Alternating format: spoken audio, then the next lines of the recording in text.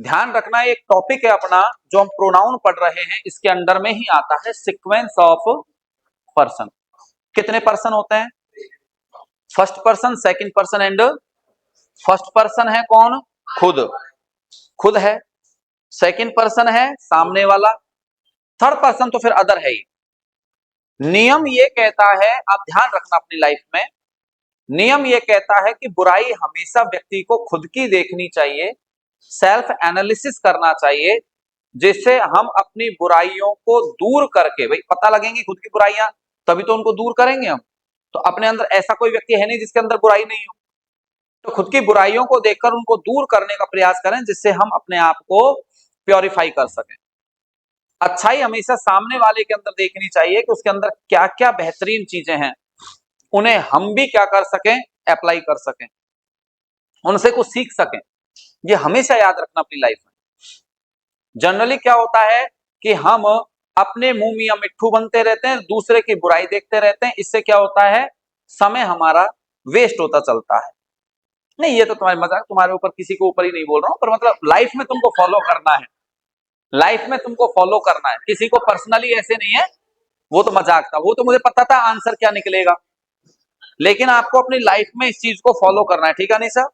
ये याद रखना, बुराई हमेशा खुद की देखने का प्रयास करना, अपना एनालिसिस करके। सेल्फ असेसमेंट बहुत इंपॉर्टेंट होता है, अपना असेसमेंट करना कि मेरे अंदर क्या कमी है। अच्छा ऐसे समझो, आप कोई सब्जेक्ट पढ़ रहे हो, इंग्लिश पढ़ रहे हो, इंग्लिश में कोई टॉपिक आपको समझ में नहीं आ रहा, तो क्या आप उस, जब आपको पता लग गया कि ये टॉपिक मेरे समझ में नहीं आ रहा, तो इसका मतलब आपने अपनी कमी देख ली ना, तो उस कमी को दूर करने का प्रयास करेंगे, आप पूछोगे टीचर से। सामने वाला व्यक्ति है वो कितने अच्छे ढंग से पढ़ रहा है, वो एग्जाम के प्रिपरेशन कितने अटेंटिव मूड में कर रहा है, इसको देखो आप। वो नहीं पढ़ रहा है, आवारा घूम रहा है, ऐसे मैं घूमू आवारा, ये नहीं सोचना है। वो कितना अच्छा काम कर रहा है, उसके अकॉर्डिंग हमें भी ऐसा ही काम करना, अप्लाई करना है। तो ये चीज आपको याद रखनी है। अब इसमें क्या हुआ, अच्छाई देखने का मतलब क्या है, कैसी सेंस हो गई है, गुड सेंस, या फिर इसे हम कह सकते हैं क्या, पॉजिटिव सेंस कह सकते हैं। क्या कह सकते हैं भैया? दूसरी होती है क्या, बैड सेंस, जिसे हम कहेंगे क्या, नेगेटिव सेंस भी हम कहते हैं, याद रहेगा। तो पॉजिटिव सेंस यानी गुड सेंस, गुड सेंस यानी अच्छाई। अच्छाई हमेशा किसकी देखनी है, सामने वाला बोले तो सेकंड पर्सन, सेकंड पर्सन है तो उसमें हम पहले लिखेंगे क्या, टू, उसके बाद में थ्री, और उसके बाद में, अरे तू अलग कलर क्यों हो गया भाई, उसके बाद में वन। ये आपको विशेष याद रखना है, यानी 2 3 1 की सीक्वेंस होगी। जब भी आपके दो या दो से अधिक पर्सन एक सेंटेंस में आ जाए तो उनकी सीक्वेंस 2 3 1 में रखनी है, if sentence is related to good sense और positive sense. But if the sentence is related to bad sense, bad sense यानी बुराई, कमियां हमेशा किसकी देखनी है, खुद की। खुद बोले तो फर्स्ट पर्सन, तो वहां सीक्वेंस होगी 1 2। सेंटेंस के मीनिंग में कोई खास, मतलब अर्थ में कहने में कोई खास फर्क नहीं पड़ेगा, लेकिन हमारे ग्रामर के रूल में फर्क पड़ जाता है। जैसे कि एक एग्जांपल मैं लिख रहा हूं, I and you are good players, ये मान लीजिए हमने लिखा, और आपसे पढ़ने में सेंटेंस पूछा कि बताओ ये सही है कि गलत है, तो वैसे पढ़ने में तो हमें सही लगेगा, कोई हमें पता ही नहीं लगेगा, लेकिन बताओ सेंटेंस की सेंस कैसी है, बैड सेंस कहां है? गुड फ्रेंड्स होना, गुड प्लेयर्स होना बैड सेंस है?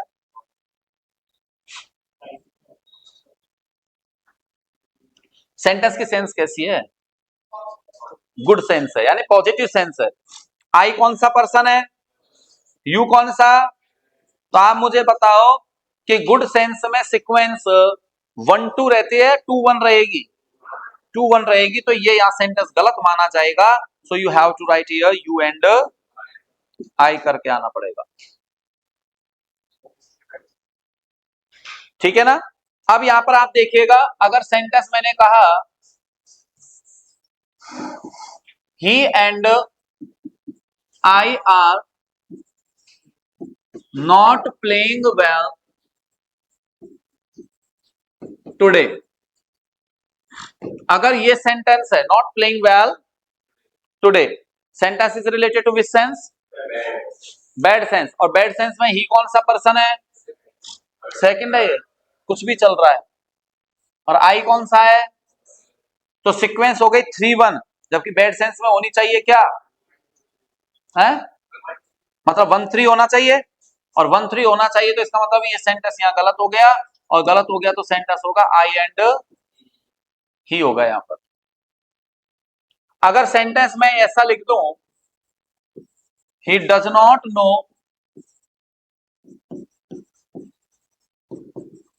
That you and I are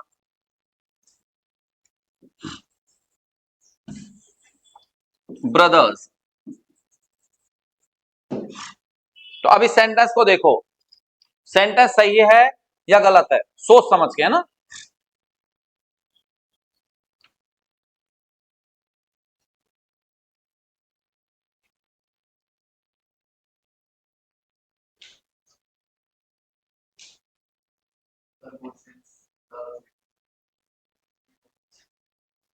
to three one होना चाहिए ना। तो 2-3 गुड सेंस है, नेगेटिव सेंस से बताओ। नेगेटिव है, कैसे? नॉट आ गया, और इस प्रकार से आपका एक क्वेश्चन एग्जाम में गलत हो जाएगा। क्यों? क्योंकि इसमें दो सेंटेंस जुड़े हुए हैं दैट से कनेक्ट होकर, तो दोनों को देखना पड़ेगा अलग अलग। ये तो इधर रह गया, वो उधर गया। इसकी सेंस पॉजिटिव है, और पॉजिटिव सेंस में टू पहले रहता है, फर्स्ट बाद में रहता है, इसका मतलब ये सेंटेंस हमारा सही है, तो ये भी देखनी है। ठीक है, तो इस बात का विशेष ख्याल रखना। चलो करो नोट, देखें मन करे तो तुम्हारा,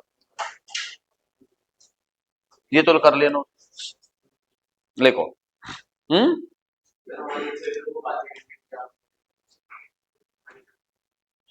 बात करने के लिए मैं अलग फीस चार्ज करता हूँ, क्योंकि मेरी बातें जो होती हैं वो बहुत, मतलब अव्वल दर्जे की होती हैं, ऊंचे लेवल की होते हैं, तो उनके लिए फी चार्ज करना बहुत जरूरी है। नीचे लेवल की अपन नीचे बात करते ही नहीं है, अरे बात होती है टॉप लेवल की। तुम्हें लगता है मेरे मुझे देख के मैं ऐसे लो लेवल की बातें करता हूँ? हैं? कहाँ करता हूँ बता? कब करी बता, तेरे साथ कब करी बता? कौन सी लो लेवल की बात की तुम्हारी क्लास में आज तक, बताओ तुम। मैं लो लेवल मेंटेन ही नहीं करता ना, मैं हमेशा मेरा लेवल मेंटेन हाई करता हूँ, बस हाई लेवल मेंटेन करता हूँ, मैं लो लेवल का बात ही नहीं कर रहा।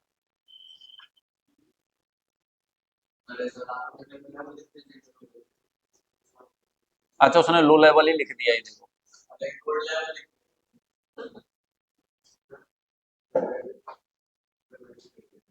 क्यों? अजीब सी स्माइल आ रही है, अजीब सी स्मेल क्यों? बैठ जाओ, तुम्हारे सीट ही सीट पड़ी है, आज आराम से खूब सो के पढ़ो यहाँ पे, आज क्या दिक्कत है तुमको? आराम से बैठ। ये देख ले तेरे पड़ोसी हैं जो नहा आए हैं कि नहीं आए हैं आज? बाल गीले हैं अभी तक? फिर तो पक्का नहीं नहा के आया, क्योंकि पसीने उसी के आते हैं जो नहा के नहीं आता। अब तक तो पसीने से हो रहे हैं गीले, नहाए हुए के तो नहीं हो सकते गीले, क्योंकि तो सिविल में इससे पहले ज्योग्राफी की क्लास ली है तूने। मुझे लगता है तू खुद ही नहा के नहीं आया, तेरे में से आ रही इसमें नहा ली, सूगले से उठ के आ जाते हो क्लास में फालतू में। कर देगा चेंज भाई।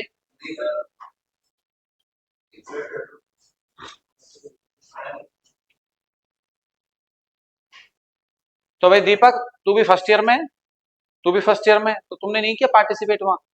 क्यों? अरे पार्टिसिपेट करा करो भाई,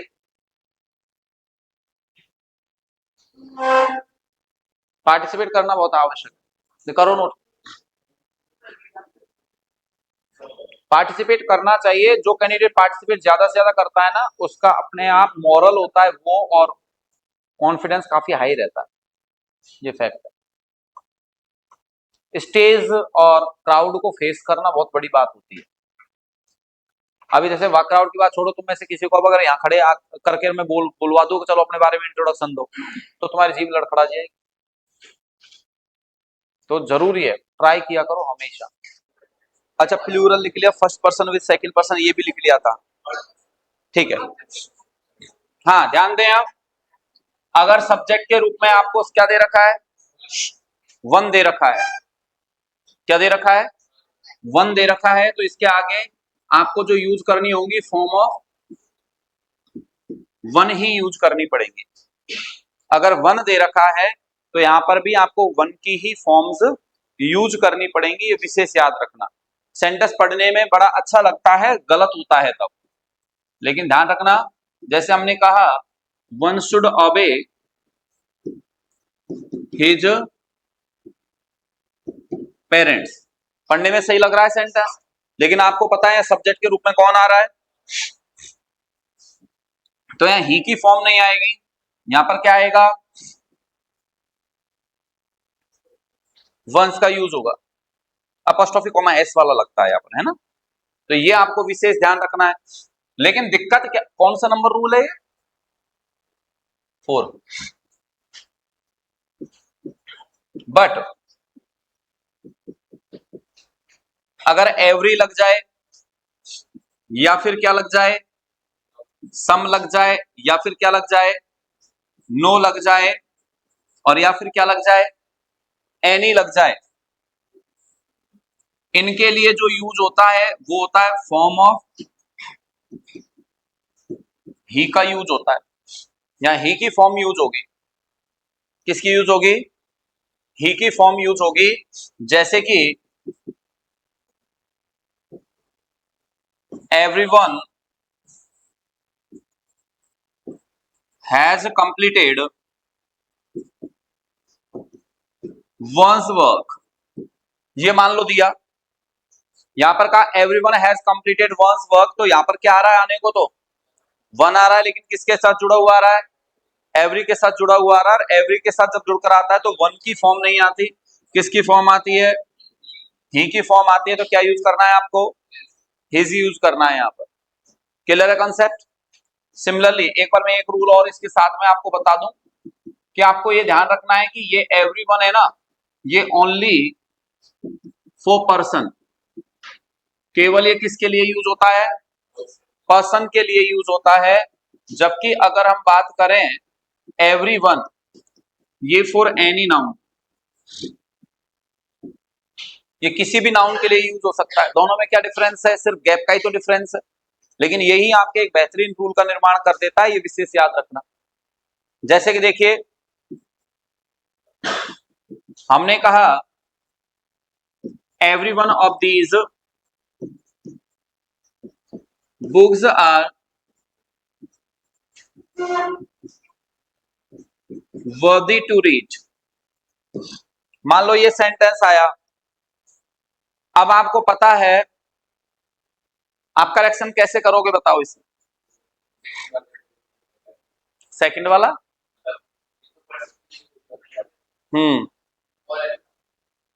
कौन सा आएगा,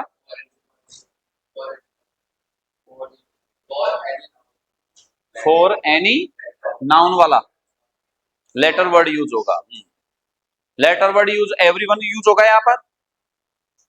यानी यहां पर हम बात किसकी कर रहे हैं, बुक्स की बात कर रहे हैं, और बुक्स की बात कर रहे हैं, तो ये वाला एवरीवन विदाउट गैप वाला तो किसके लिए आता है सिर्फ, और यहाँ पर्सन की बात नहीं हो रही है, तो कौन सा वाला आएगा, गैप वाला, स्पेस वाला। और इस प्रकार से आपका एक क्वेश्चन गलत हो जाएगा। क्यों, क्योंकि आप लोग एक रूल भूल रहे हैं प्रेपोजिशन वाला, कि जब भी दो वर्ड किसी प्रेपोजिशन से जुड़ते हैं तो वर्ब हमेशा फॉर्मर वर्ड के अकॉर्डिंग यूज होती है। और फॉर्मर वर्ड अगर आप एवरीवन वो वाला भी लिख दोगे तो एवरीवन कैसा सब्जेक्ट होता है, सिंगुलर होता है ये वाला, मतलब कोई सा भी हो, इन दोनों में से है तो सिंगुलर ही दोनों, और सिंगुलर है तो वर्ब भी कैसी होनी चाहिए थी, सिंगुलर होनी चाहिए थी। वर्ब तो सिंगुलर है ही नहीं हमारे पास, तो फिर करेक्शन एवरीवन में कैसे कर दोगे? तो ये भी दिमाग में रखना है। दो एरर काय को है? इस एवरीवन को हटाकर हम ऑल पे करेंगे चेंज। करेक्शन करने के हमारे पास कम तरीके हैं क्या?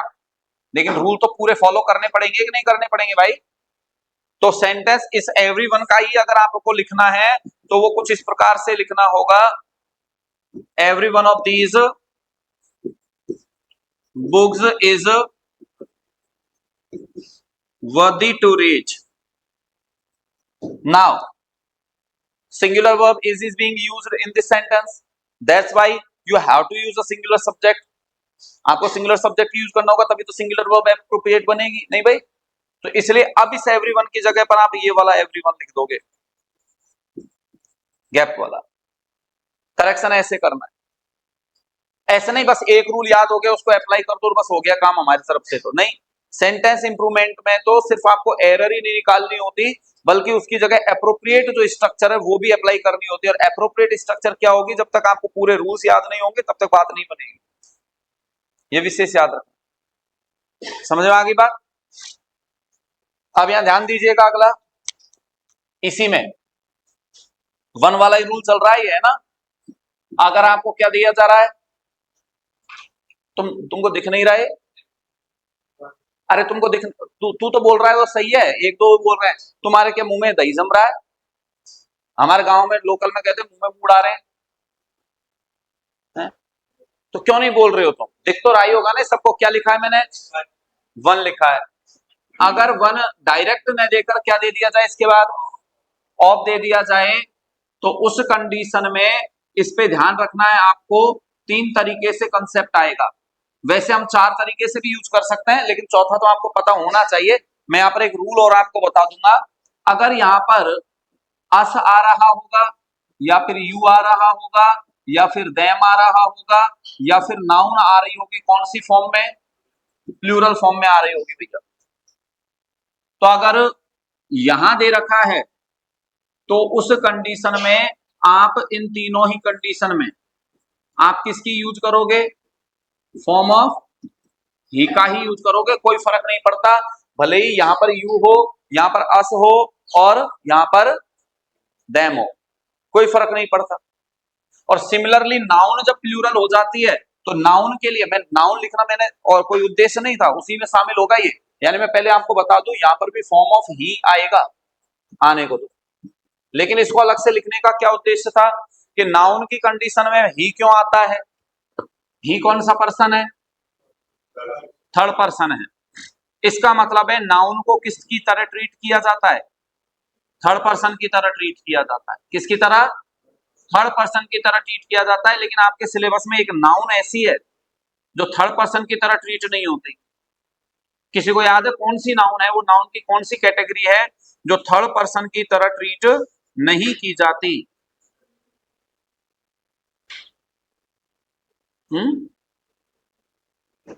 इट नाउन है। नाउन की कौन सी कैटेगरी है जो थर्ड पर्सन की तरह ट्रीट नहीं होती? वरना जितनी भी नाउन है दुनिया में वो सब थर्ड पर्सन की तरह ट्रीट की जाती है।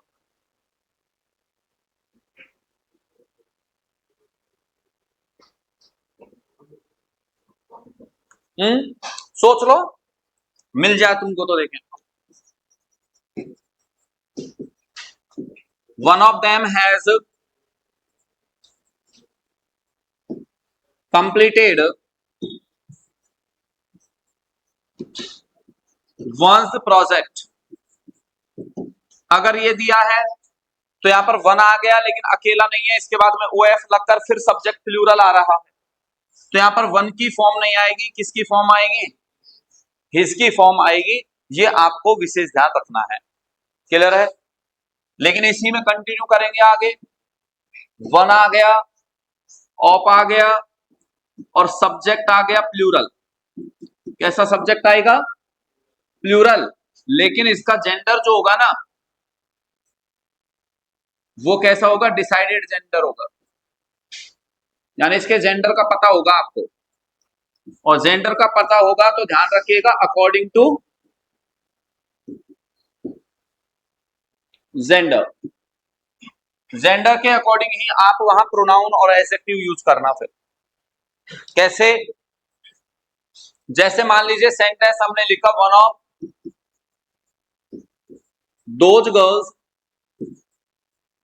Has completed his project. सही है गलत है? गलत है। क्यों? क्योंकि वैसे तो हमें पता है कि ही की ही फॉर्म यूज होती है वन के साथ में, लेकिन कब तक? जब तक जेंडर डिसाइड नहीं होता। लेकिन यहां जेंडर जब डिसाइड हो गया कि हम वन ऑफ के बाद में बात कर रहे हैं किसकी? गर्ल्स की। So according to feminine category you have to use here her का यूज करोगे। Clear concept? तो इतने रूल हैं अकेले वन के। वन अकेला इतने तरीके से सेंटेंस फॉर्म कर सकता है। तो इसका मतलब सबसे ज्यादा कंफ्यूज करता है कि वन सेंटेंस में दिखे तो हमें कैसे वहां रूल अप्लाई करने हैं, इस पर विशेष ध्यान देना है आप लोगों को। समझ में आई बात? ठीक है, पता लगा क्या कौन सी नाउन है वो? प्रॉपर नाउन कौन सा पर्सन? वो सेकंड पर्सन, वो थर्ड पर्सन नहीं मानी जाती।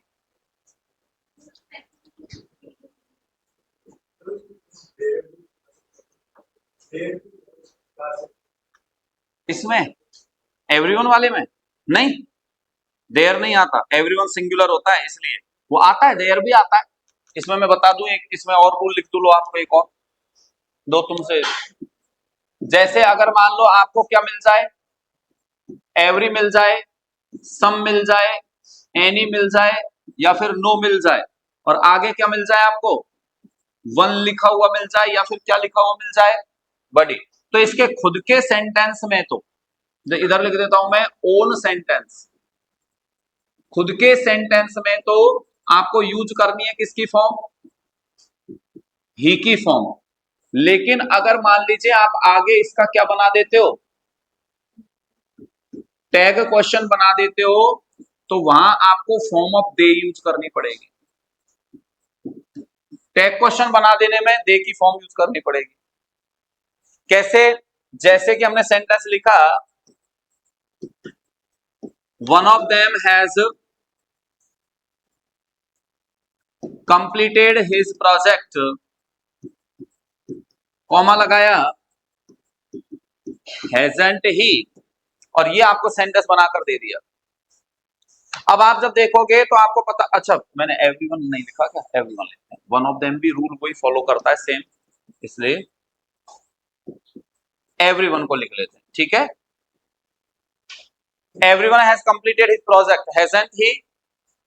अब यहां पर हमने देखा तो एवरी के साथ वन लग रहा है, तो इसके खुद के सेंटेंस में तो किसकी फॉर्म आएगी? ही की फॉर्म आएगी, तो बिल्कुल सही है। लेकिन ये बन गया आगे क्या? Tag question. और टैग क्वेश्चन में आप ही की फॉर्म यूज नहीं करोगे एवरी और वन के साथ में, वहां को किसकी फॉर्म लगानी है? दे की फॉर्म लगाने, तो ही की जगह यूज करना पड़ेगा आपको क्या? दे। और जब दे यूज करोगे तो हैजंट नहीं होगा, या क्या होगा? हैवंट होगा। तो पूरा ही टैग क्वेश्चन चेंज हो जाएगा, हैवंट दे करना पड़ेगा। जब एक से ज्यादा करेक्शन कहां करें? हाँ तो एक ही जगह पे तो करें। एक से ज्यादा करेक्शन का मतलब होता है जिन्हें दो पार्ट में डिवाइड किया जा सके, यानी एक तो दिल्ली में करेक्शन कर रहे हो और एक कलकत्ता में करेक्शन कर रहे हो, बीच में वाराणसी और ये भी तो पढ़ रही है ना, तो उनको छोड़ के आप उनमें पास पास की में तो करेक्शन कर दो, उन्हें तो दो बराबर के पार्ट्स में डिवाइड किया जा सकता है ना भाई। मुद्दा क्या है वहां? ऑप्शन का मुद्दा है, ए बी सी डी, ये ऑप्शन जो आपको देते हैं, तो करेक्शन एक ही ऑप्शन में कर सकते हो आप। ऐसे नहीं ए पार्ट में भी एरर है, बी पार्ट में भी एरर है, वो नहीं होगा वहां पर। मुद्दा वो था एक्चुअली इसका, तो ये ध्यान रखना है। क्लियर है ना? ये ध्यान रखना। नाउन का पता लगा क्या? करो नोट। नहीं लगा? मैं ही बता दूं? ऐसे थोड़ी ना तुमको पहले बता रखा है, जब भी तुम ऐसे डायरेक्ट पूछे सर आप बता दो, ऐसे ऐसे नहीं सर आप बता दो, ऐसे प्लीज बोलो जब बताऊं। हाँ देखो, बोल तो तुरंत देते हो प्लीज। तो वोकेटिव नाउन कौन सी थी? पढ़ी थी वोकेटिव नाउन? नहीं पढ़ी? पढ़ी थी, तू भूल गई है। हाँ भाई, अदम वोकेटिव नाउन पढ़ी थी क्या? अरे राज, वोकेटिव नाउन पढ़ी थी, क्या थी? याद नहीं सर। योर सेल्फ और योर सेल्स में डिफरेंस नहीं करवाया था तुमको मैंने कि योर सेल्फ कब आएगा, योर सेल्स कब आएगा? टेबल बनवाई थी जब जब मैंने कहा था जब किसी नाउन को संबोधित किया जाता है, एड्रेस्ड नाउन जो होते हैं उसे वोकेटिव नाउन कहते हैं। जब नाउन के साथ कॉमा लगाया, Ram I am going to school, तो राम एंजॉय योर सेल्फ आएगा, स्टूडेंट्स एंजॉय योर सेल्व्स आएगा। ये एग्जांपल दिए थे मैंने, देख लो भले,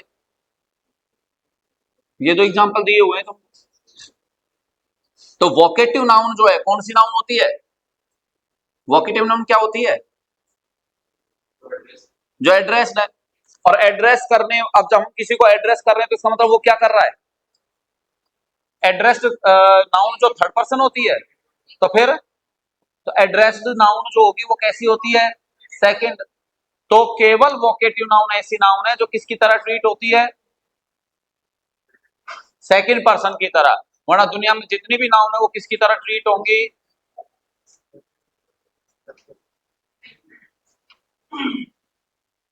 इसको यही पता नहीं है क्वेश्चन क्या पूछा था, 5 बार रिपीट किया था मैंने क्वेश्चन।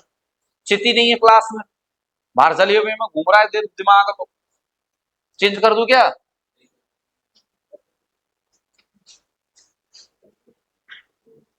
तो जसप्रीत तो कैसे छुट्टी कर करके कर करके आता है भाई, क्या बात है? क्या हो गया, वायरल? अच्छा, तो एक्सरसाइज नहीं करता तो? अच्छा अच्छा। हाँ तो उसमें तो थोड़ा सा।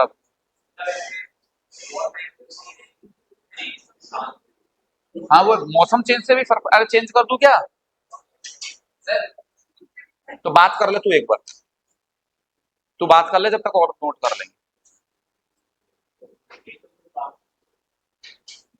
बलविंदर भी नहीं आ रहा? अच्छा। ओ, तो उसको भी हेरिडिटी है? आज तो रेगुलर रहने वाले बहुत से स्टूडेंट्स गायब है, प्रियांशी गायब है।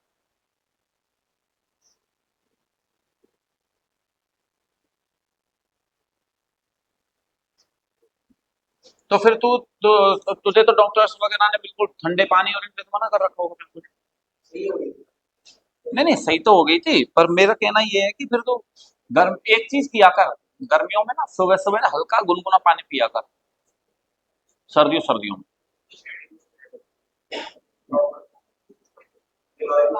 नहीं नहीं, वो तो होता ही है, पर तू सर्दी सर्दियों में इसको फॉलो कर, अस्थमा बहुत रिलीफ मिलेगा तुझे। पहले मेरे भी मतलब अस्थमा तो नहीं था, एलर्जी टाइप से था। जैसे धूल मिट्टी वगैरह हुई, तो जैसे धूल मिट्टी वगैरह का होगा ना, तो कोई भी काम होगा हल्का फुल्का तो मैं बीमार पड़ जाऊंगा।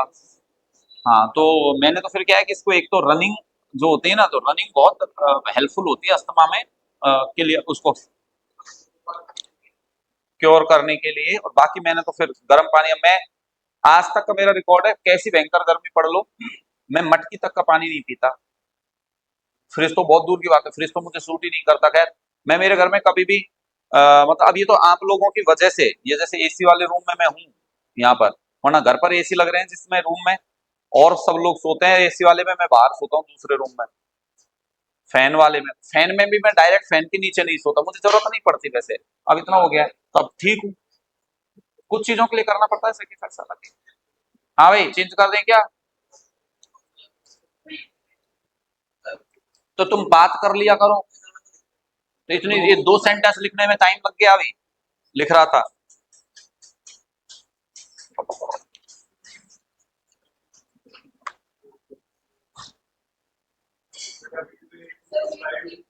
हम्म।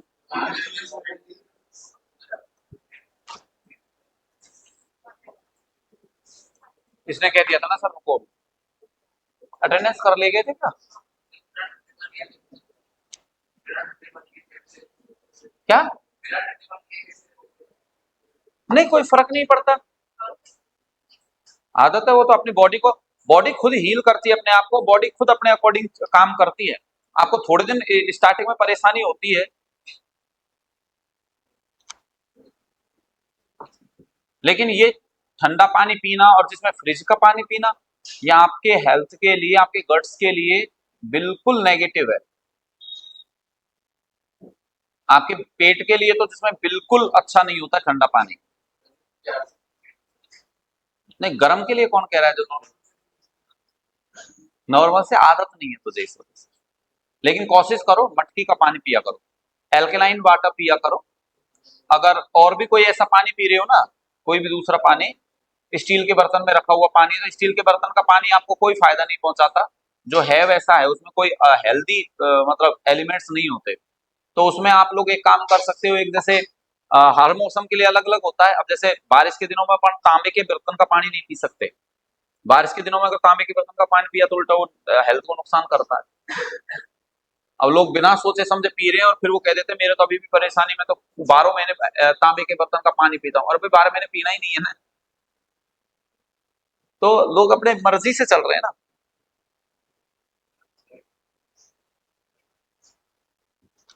बर्तन में एक चांदी की अंगूठी डाल दो, पानी वाली में पड़ी रहने दो उसको, इतना गजब वाटर हो जाएगा। वीक में आप एक बार तो कम से कम एल्कलाइन वाटर का यूज किया करो। एल्कलाइन वाटर में आप जैसे ये होते हैं ना अपने, तुम्हारे घर में सबके ही होगा ऑलमोस्ट, हरसिंगार का पेड़ लगा हुआ होगा। हरसिंगार नहीं नहीं जानता कि रोहित? हरसिंगार इस टाइम पे बहुत अच्छे फूल देता है। आपने देखा होगा छोटे छोटे व्हाइट फूल आते हैं, जिसकी बीच की डंडी जो होती है ना उसकी, वो होती है ऑरेंज कलर की, बहुत सुंदर आती है।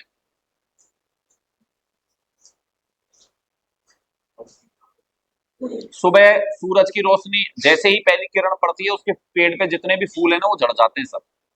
रात को ही रहता है वो, इतना गजब महकता है, शानदार। रात की रानी अलग, एकमात्र ऐसा फूल है पूरी दुनिया में जो जमीन पे गिरा हुआ होने के बावजूद भगवान पे चढ़ जाता है। वरना जमीन पे गिरे हुए फूल चढ़ाते नहीं है भगवान को। हरसिंगार को वरदान प्राप्त है। इसे स्वर्ग का पौधा बोलते हैं। 3 पेड़ हैं वो स्वर्ग से आए हुए बताते हैं, मधुकामिनी, अपराजिता और हरसिंगार। बेलपत्र स्वर्ग का नहीं है, स्वर्ग का नहीं है बेलपत्र। स्वर्ग के 3 है, अपराजिता, हरसिंगार और मधुकामिनी। तीनों स्वर्ग ये पौधे हैं, स्वर्ग से लाए गए पौधे हैं। तो हरसिंगार के 4 पत्ते लो, अपने घर में जो पानी का बर्तन है उसमें डाल दो, बस उनको वैसे ही उस पानी को पियो, तुम्हारे अपने आप देखना फिर हेल्थ। पेट वाले तो कोई इशू रहेगा ही नहीं कभी, बहुत अच्छा पानी होता है। पेट वाला इशू नहीं रहेगा, हाई बीपी वाला कभी इशू कोई नहीं होगा किसी के, बहुत हरसिंगार का होता है। मुझे तुम ऐसा कर दिया करना, एक पत्ते के 5 रुपए जमा करवा देगा, मैं लिया करूंगा, मेरे वहां खूब उग रहा है। हमारे पास में गवर्नमेंट स्कूल है, उसमें बहुत बड़ा पेड़ है। एक पत्ता 5 रुपए का। तुम नहीं दोगे तो मैं अमेजोन पे बेचूंगा। अमेजोन पे तो क्या होता है, अपने गोबर के कंडे होते हैं ना, वही बिकते हैं इतने महंगे महंगे। मुझे बड़ा आश्चर्य हुआ। चेंज कर दोगे भाई?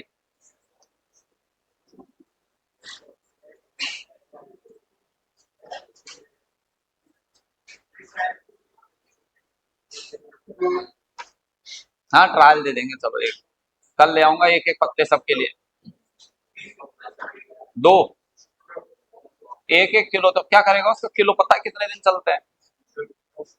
सूख जाएंगे तो उससे क्या फायदा है? वो फायदा है। गीले पत्तों की बात, गीले पत्ते यूज करो, अच्छा होता है। लेकिन नहीं तो अमेजोन पे तो अलग तरीके से बेचा था ना, ऑर्डर आने के बाद में फिर डिलीवर करते हैं ना, तो ऑर्डर आएगा। हाँ, तो डिलीवर तो अलग होता है, तो डिलीवर करने में एज इट इज पत्तों को नहीं कर सकते क्या? काय को सूखेंगे? हमको प्रैक्टिस है इस चीज की। भाई हम एक्वेरिस्ट की कैटेगरी में आते हैं, और हम जब इंडोनेशिया से और यहाँ से पेड़ मंगा लेते हैं एज इट इज पोजीशन में, वो की वो गीले की गीले, सूखते नहीं है, तो फिर ये यहाँ से पत्ते भेजना तो कौन सी बड़ी बात है? क्या करना है, एक वो लेना है न्यूज़पेपर की, वो लेनी कटिंग, उसको पानी में भिगो के उसमें लपेट के बिल्कुल एयर टाइट पॉलोथीन में पैक करके भेज दो, बिल्कुल नहीं सूखेगा।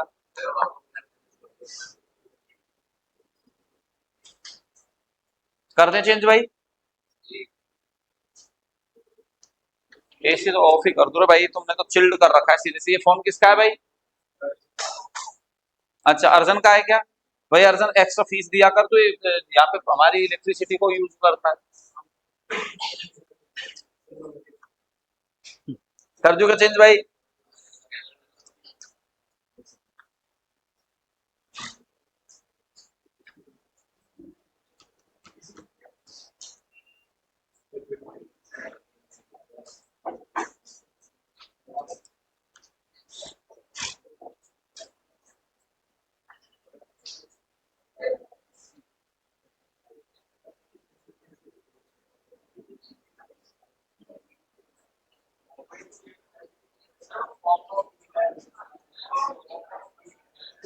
Form of heat.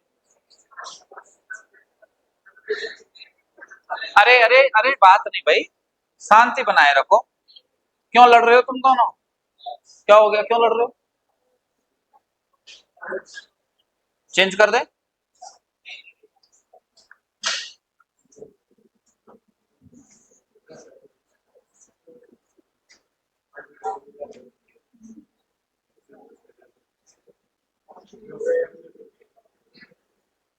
इसके नीचे एक नोट डालिए, यहाँ एक नोट डालो, इसके नीचे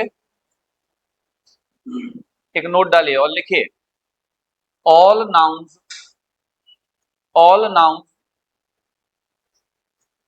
all nouns are used, all nouns are used as the third person, as the third person, but but vocative noun,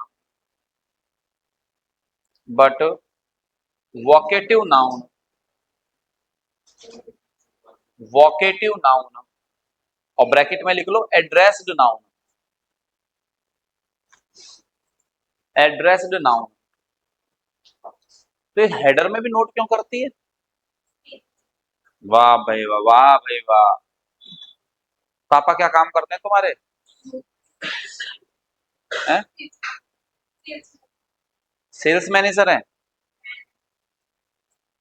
salesman है। लेकिन एक बात बताऊं बेटा, ये हेडर छोड़ना चाहिए अपन को। हेडर छोड़ने के, नहीं नहीं है तो सही वो बात ठीक है, लेकिन हेडर क्यों दिया जाता है? इसका कभी लॉजिक सोचा तुमने? ये हेडर इसलिए दिया जाता है, इसलिए छोड़ना आवश्यक होता है कि फ्यूचर में आप जब इसका रिवीजन कर रहे हो या कभी जरूरत पड़े और हमें अचानक से कोई एक्स्ट्रा कंसेप्ट अगर याद आ गया, तो उसके लिए हमें जगह चाहिएगी। हालांकि फिर शायद पर आप आजकल तो क्या है, आजकल तो आपके लिए सुविधा है, पर आप नोट कर सकते हो, कोई दिक्कत नहीं, आप हेडर यूज कर लो, क्योंकि आपके पास सुविधा आ गई आजकल, स्टिकी नोट्स वगैरह आ गए हैं। हाँ तो उसका यूज कर सकते हैं। हाँ, क्योंकि मेरे याद आ गया, क्योंकि हमारे बच्चों ने मंगवाए अभी, जो स्टिकी नोट्स थोड़े बहुत नहीं मंगवाए, 600 स्टिकी नोट्स मंगवाए। भाई क्या करोगे रे तुम, पूरी दुनिया की रामायण लिखोगे कि स्टिकी नोट्स ही चिपकाओगे क्या? पता लगे मेन पेज दिख नहीं रहा, स्टिकी नोट्स ही दिख रहे हैं। तो वैसे हेडर का एक मूल उद्देश्य यही होता है कि जब आपको बाद में कुछ याद आए तो आप वो मेंशन कर सकते हो, ठीक है ना? तो आप लिखेंगे इस पर क्या, ब्रैकेट में addressed noun is used, is used as, is used as the second person, used as the second person, वो सेकंड पर्सन की तरह ट्रीट होता है,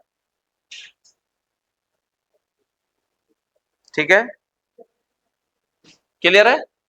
अब ये लास्ट रूल है आपका, इसको नोट कर लो। तो इसके अकॉर्डिंग आप लोगों को डिसाइड करने हैं प्रोनाउन और एडजेक्टिव फॉर्म एक सेंटेंस में, ठीक है? यहां आकर आपका प्रोनाउन टॉपिक कंप्लीट होता है। क्लियर है?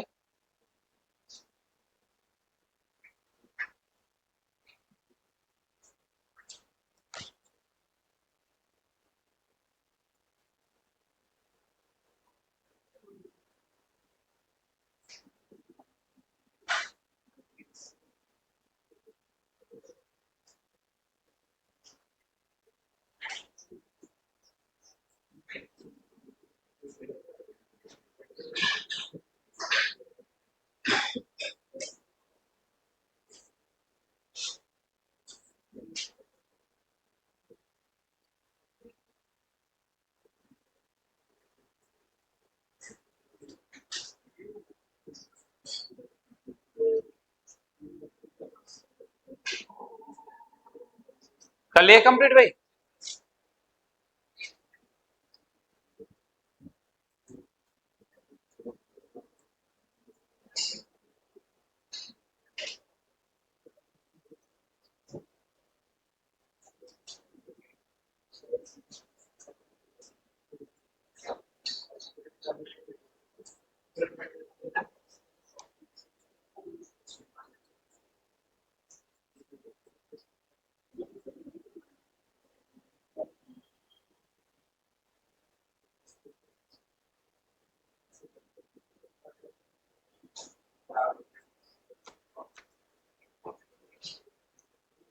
हाँ भाई,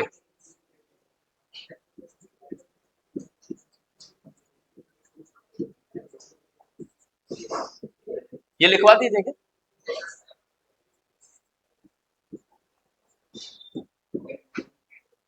ये आपके सामने 4 वर्ड्स हैं with the same pronunciation, when when when when. क्या डिफरेंस है इनमें? ये क्या होती है? अच्छा, स्किन। नर्व्स कौन सी?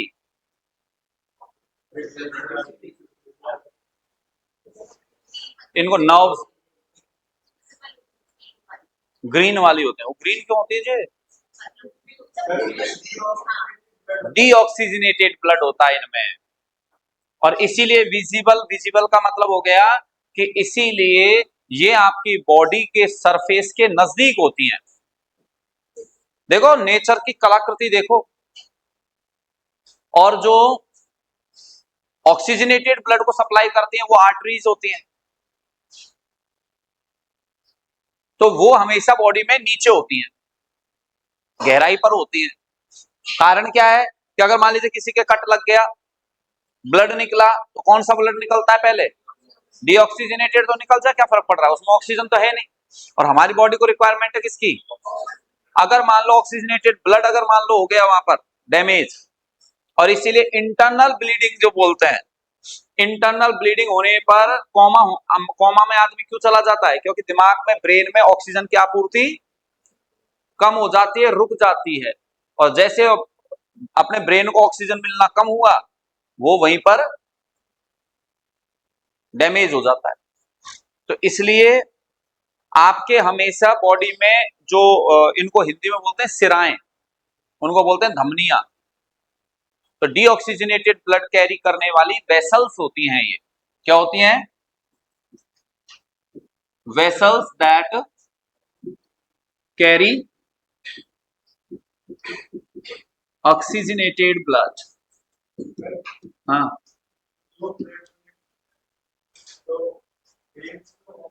हाँ, वेन्स में लगाते हैं, तो इंजेक्शन लगेगा वो वेन्स में लगेगा। जरूरत ही नहीं होती ना ऑक्सीजनेट करने की उसको। उसको डीऑक्सीजनेट कर और ब्लड को डायरेक्ट चढ़ा देते हैं उसके। भाई चढ़ेगा भी तो किस में? वेन में तो चढ़ेगा, आर्टरी में थोड़ी चढ़ाते हैं ब्लड को। आर्टरी में आप कुछ कर ही नहीं सकते। आर्टरी में कुछ करने का मतलब है लाइफ के साथ रिस्क लेना। आर्टरी में नहीं होता कुछ भी। आपके इंजेक्शन किस में लगता है? वेन्स में लगेगा।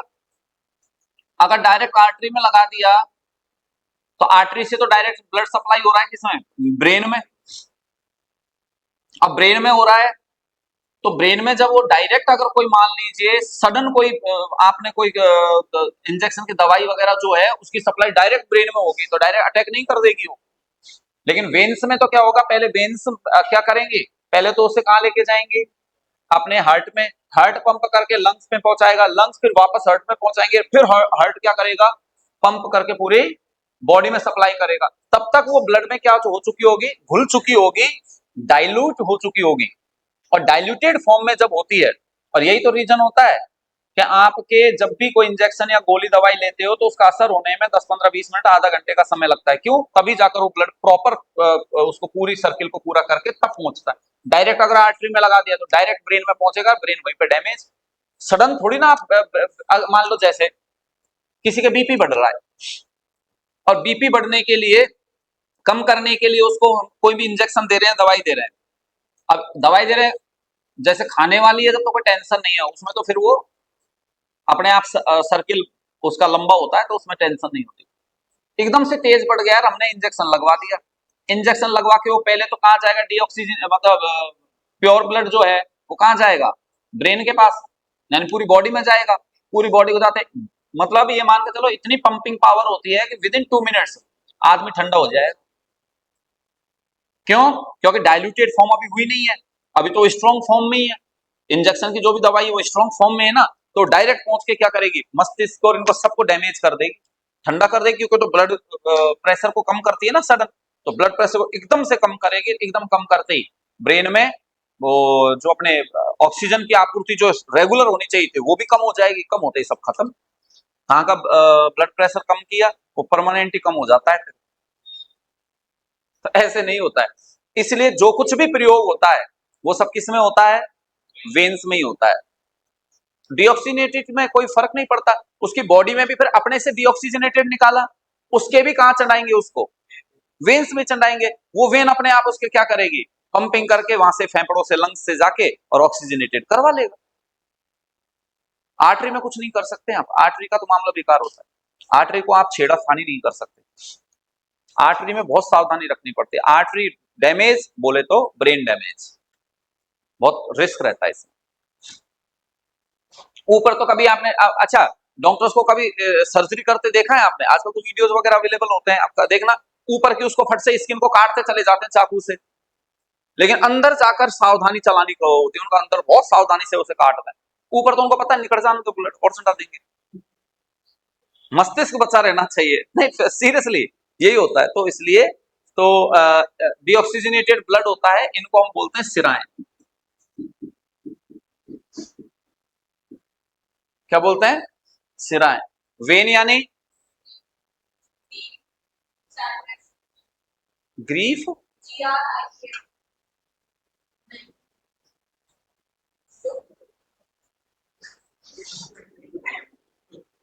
वेन का मतलब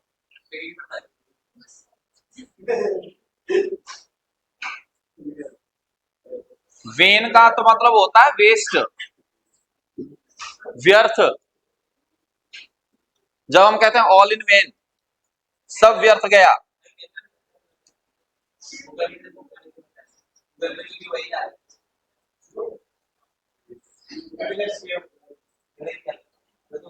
क्या आ रहा था? जो दुख, ग्रीफ, हाँ, वेन आता है।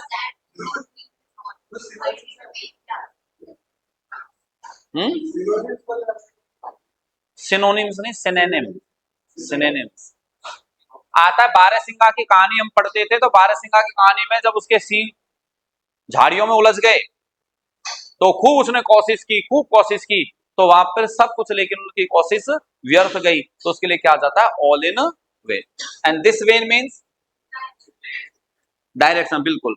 डायरेक्शन वाला जो होता है ना मुर्गा, यानी दिशा सूचक यंत्र जो होता है, उसका जो फ्रंट पार्ट जो होता है ना, उसके लिए हम बोलते हैं वेन। मेन रूप से ये कहां से आया था? तुम अपने मन से बोल लिया करो, विंड मिल। अच्छा गूगल पे ही था क्या? कोई बात नहीं। ये क्या है? एरो। तो एरो का ये जो हिस्सा होता है ना, ये वाला, इसको वेन बोलते हैं। इसको क्या बोलते हैं? वेन बोलते हैं। तो हम इसको मेन लिखेंगे फ्रंट पार्ट ऑफ एरो, और ये वेन, इस वेन का भी ढूंढ लो गूगल। डिक्रीजिंग स्लोली, स्लोली, धीरे धीरे कम होता हुआ। और सॉन्ग भी सुना होगा आपने, my patience is वेनिंग if this entertaining, वो वाला, तो उसमें वेनिंग आता है, WANNING, वेनिंग। और इसीलिए आप लोग अगर थोड़ा सा और इसी वर्ड से नॉलेज लेना चाहो, तो आप मुझे बताओ, पूर्णमासी के बाद में चंद्रमा की स्थिति बढ़ती हुई होती है, घटती हुई होती है? पूर्णमासी के बाद घटती हुई। तो इसीलिए उस पोजीशन को अमावस्या तक बोलते हैं वेनिंग मून। क्या बोलते हैं? यानी घटता हुआ मून, रोज के रोज घट रहा है। और अमावस्या के बाद क्या होता है? बढ़ता है, उसको हम बोलते हैं वैक्सिंग मून। है वैक्सिंग मून, तो वहां पर भी आप इससे हेल्प ले सकते हो। क्लियर है? तो ये ध्यान रखना है, वर्ड्स को एप्रोप्रिएट ढंग से यूज करो। बाकी डिस्कशन होगा अब नेक्स्ट में, नया टॉपिक स्टार्ट करेंगे।